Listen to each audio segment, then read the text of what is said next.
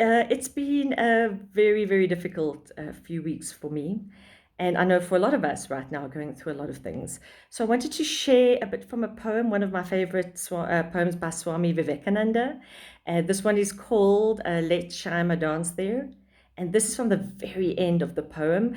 And another one of his beautiful poems written to the Divine Mother, inviting Ma Kali into his life.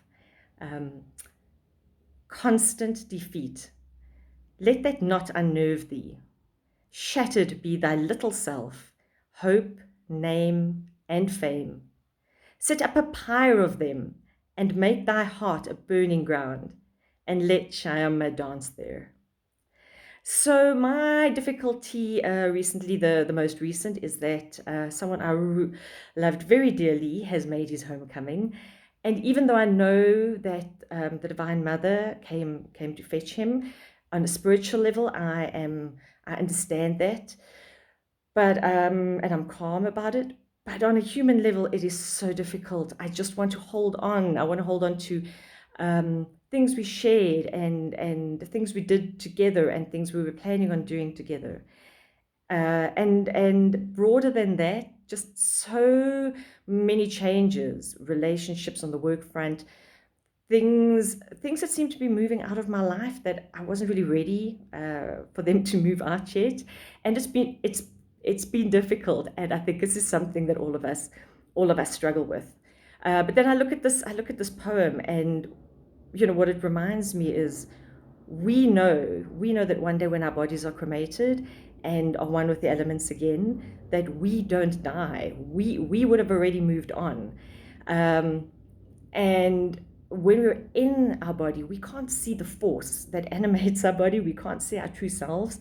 And I think it's like that in life, especially when we're going through really difficult stuff. We can't see the hand guiding it. We can't see the reason behind it. All we see is that difficulty. All we see is what manifests in the physical world. But what this poem reminds me is, just as one day when we've left our bodies, we've left them because we don't need them. We don't need them anymore in any way. And it's the same when our lives are in the hands of the Divine Mother, and we then have that certainty that when things leave our lives, when things move out, that there is a purpose. And even if it feels like we really need those things, the truth is we can let go. It's almost as if she will take these things that we don't need but that we're holding on to, and just turn them to ash, because they're not needed there anymore. So for me, that is, it's not always easy to remember, and but I try, because there's massive comfort for me in that, massive. And when I look at the poem again, it's not just about setting up that pyre and allowing those things to be burnt to ash, and to just not hold on to them anymore.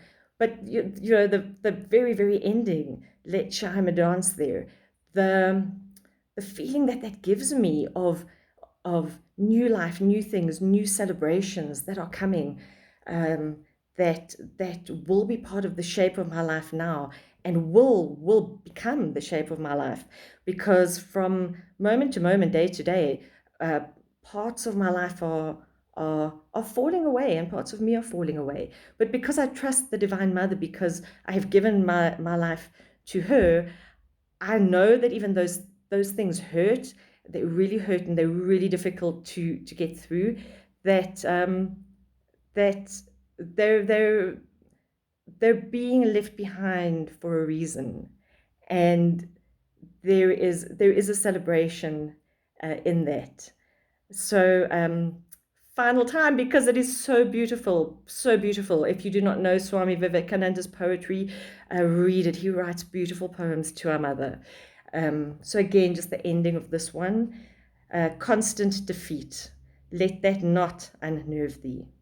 Shattered be thy little self, hope, name, and fame. Set up a pyre of them, and make thy heart a burning ground, and let Shyama dance there. I hope the Divine Mother will bless and comfort you. Jai Ma Kali. Thank you for joining me.